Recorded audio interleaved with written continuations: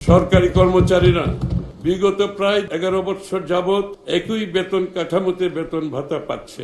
দীর্ঘ এক দশকের অপেক্ষা, হাজারো সরকারি কর্মকর্তা কর্মচারীর চোখে ছিল নতুন বেতন কাঠামোর স্বপ্ন, কিন্তু সেই স্বপ্নের সামনে আবারও যেন অনিশ্চয়তার কালো মেঘ।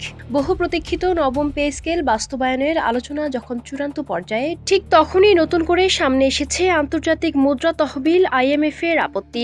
সংস্থাটি বলছে এখনই নয়, অন্তত আরও 2 বছর অপেক্ষা করাই হবে নিরাপদ। আর এই সুপারিশ ঘিরেই নতুন করে উদ্বেগ ছড়িয়ে পড়েছে সরকারি চাকরিজীবীদের মধ্যে।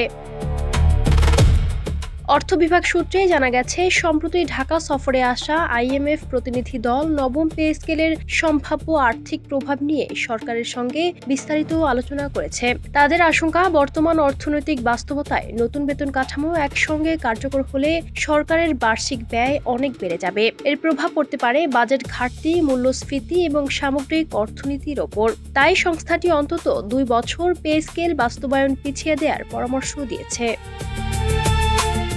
তবে সরকারের অবস্থান ভিন্ন।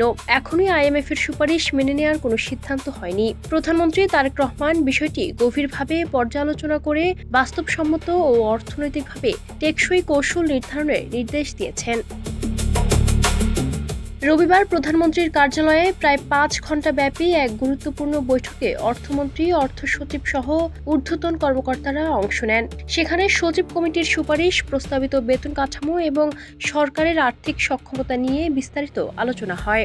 বৈঠকে প্রধানমন্ত্রী ব্যয়ের সম্ভাব্য চাপ ও রাজস্ব সক্ষমতা আরও বিশ্লেষণ করে সুপারিশ দেওয়ার নির্দেশ দেন। অর্থ মন্ত্রণালয় বলছে, নবম পে স্কেলের প্রস্তাব এখন মন্ত্রিসভায় তোলার প্রস্তুতির শেষ পর্যায়ে। চলতি সপ্তাহ কিংবা আগামী সপ্তাহের বৈঠকেই এটি অনুমোদনের জন্য উপস্থাপন হতে পারে। তবে অর্থনীতির ওপর চাপ কমাতে একেবারে নয়, ধাপে ধাপে পে স্কেল বাস্তবায়নের বিষয়টি গুরুত্ব দিয়ে বিবেচনা করা হচ্ছে।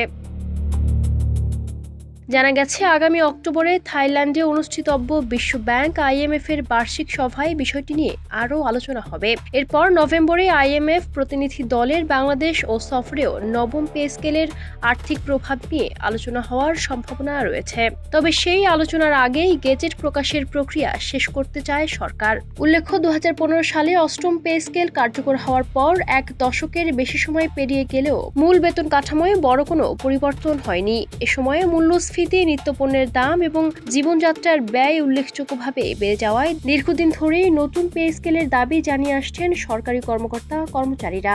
অর্থ মন্ত্রণালয়ের তথ্য অনুযায়ী, নবম পে স্কেল কার্যকর হলে প্রায় 15 লাখ সরকারি কর্মচারী এবং কয়েক লাখ পেনশনভোগী বাড়ি ভাড়া, চিকিৎসা ভাতা সহ বিভিন্ন আর্থিক সুবিধার আওতায় আসবেন। এদিকে বাংলাদেশ বর্তমানে IMF এর $5.5 বিলিয়ন ঋণ কর্মসূচির অধীনে রয়েছে। পাশাপাশি আরও $6.5 বিলিয়ন নতুন ঋণ নিয়ে আলোচনা চলছে। এমন পরিস্থিতিতে বড় ধরনের পুনরাবৃত্তিমূলক সরকারি ব্যয় বাড়ানোর আগে রাজস্ব আদায়, বাজেট ঘাটতি এবং সামষ্টিক অর্থনীতির স্থিতিশীলতা নিশ্চিত করার পরামর্শ দিয়েছে IMF। এখন প্রশ্ন একটাই, সরকার কি দ্রুত নবম পে স্কেল বাস্তবায়ন করে লাখো চাকরিজীবীর দীর্ঘদিনের প্রত্যাশা পূরণ করবে, নাকি অর্থনৈতিক চাপের হিসাব কষে সেই স্বপ্নকে আরও কিছুদিন অপেক্ষায় রাখবে? দেশের লাখো সরকারি কর্মচারীর দৃষ্টি এখন সেই সিদ্ধান্তের দিকেই। Ayesha Akter Swarna, Campus Times.